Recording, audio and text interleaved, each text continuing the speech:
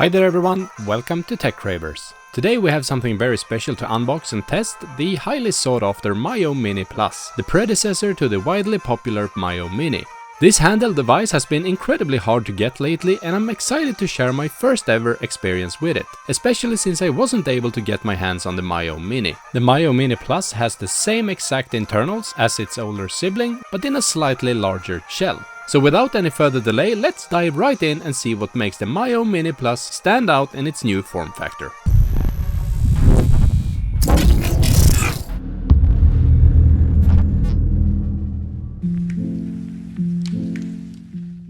The device comes in this retro-colored box with some specifications written on the side, but we'll be diving into those details shortly, so keep watching to learn more. Another interesting detail is that this particular device was manufactured in late March. It seems like the production of the Miyoo Mini Plus has been ramped up recently, making it potentially easier for you to obtain if you're interested in getting one for yourself. In addition to the Miyoo Mini Plus itself, the unboxing includes a standard USB Type-C charging cable, a micro SD card adapter, a screen protector, and it's also worth noting that depending on what you order, you may also receive a micro SD card with preloaded games, available in 32, 64 or 128GB options. Let's take a closer look on what's included and explore the gaming possibilities of this device. As you power up the Miyoo Mini Plus for the first time, you will be greeted with the stock firmware. While there may be a few bugs here and there, I must say that I absolutely love the overall experience. The developers have made it incredibly user-friendly, to the point where even my 6-year-old son can navigate it with ease.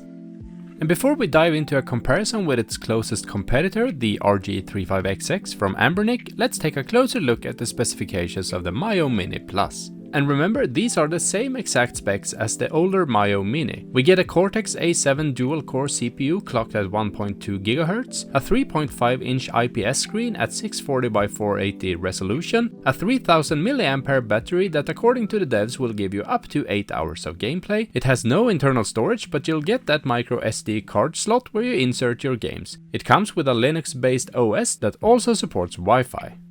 Now let's talk about the buttons we get. The face buttons have rubber membrane connection and they are very soft to the touch. That's great as you can press them down very easily and quickly and they don't get stuck in any way. We also have a start and select button with a low profile that doesn't stick out as much as they do on some Anbernic products, for example, and the D-pad uses the exact same rubber membrane connection as well, and both travel and pivot is great on it. Underneath we have the 3.5mm headphone jack, the micro SD card slot and the USB Type-C charging port. On the top we find the LED indicator that lets us know if the device is charging or on, and we also find the power button here.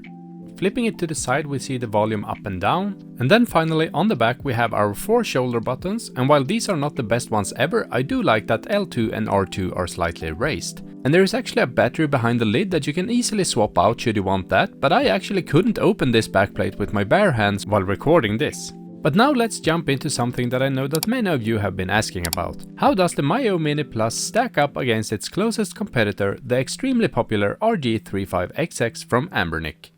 And the face buttons are exactly the same in size, however the D-pad is a tiny bit smaller on the Miyoo Mini Plus. But while I do think it looks a bit smaller to the naked eye, I can't really say that I notice any real difference of the D-pads while using the different devices. For its thickest part, the Miyoo Mini Plus is a bit thicker than the RG35XX. You can see the difference in inches here, and in millimeters the difference is about 2.5 millimeters. And when it comes to sound and speaker quality, that is often subjective, but the RG35XX gets much louder, and that's for sure.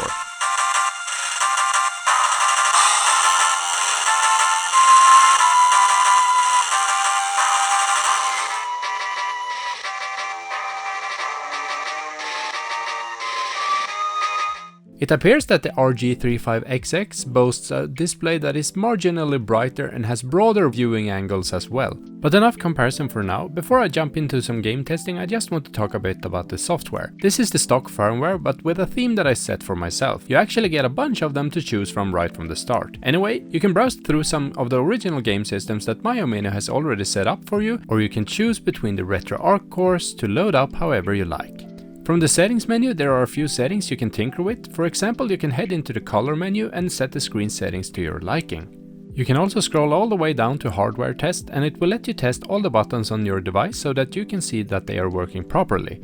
And if you decide to remap your buttons in the settings, you can see here how you have them mapped. Another thing I want to show you is how you can organize your favorite games. Since this device has thousands of games, as you can see here in the bottom right corner, it quickly becomes impossible to scroll between your favorite games. So what you want to do is to mark the game you want in your favorite library and then click the function button in the middle. That will bring up a menu that lets you choose to mark the game as your favorite. And once that is done, you can just back your way out to the start and you will find your game in the favorites library. But now let's finally test some emulation on this device. First out is Sonic the Hedgehog 2 for the Sega Genesis, and for the rest of the game testing I will just let the gameplay speak for itself.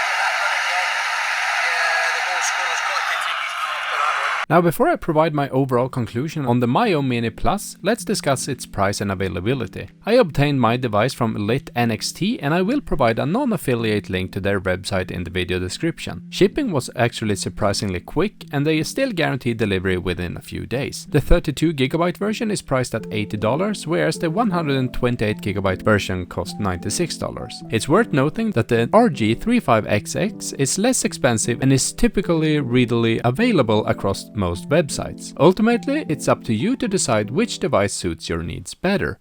Okay, so that wraps it up for this video of my first experience with the Miyoo Mini Plus, and I actually didn't think I would like this handheld as much as I do. This is by far the most pocketable device I have reviewed this far on my channel, and it can without any hiccups play games up to and including PlayStation 1. This means that I can bring some of my absolute favorite games from the past with me whenever I'm on the go. The Miyoo Mini devs have done an astonishing job making it super easy for people of all ages to enjoy some of the best games from the past. And even though I really love the RG35XX as well, the Miyoo Mini Plus will be my on-the-go device from now on. Now if you liked this video or if it helped you out, please show me by giving a thumbs up and also consider subscribing to my channel if you want more content like this in your feed. Thanks for watching and I'll be seeing you in the next one.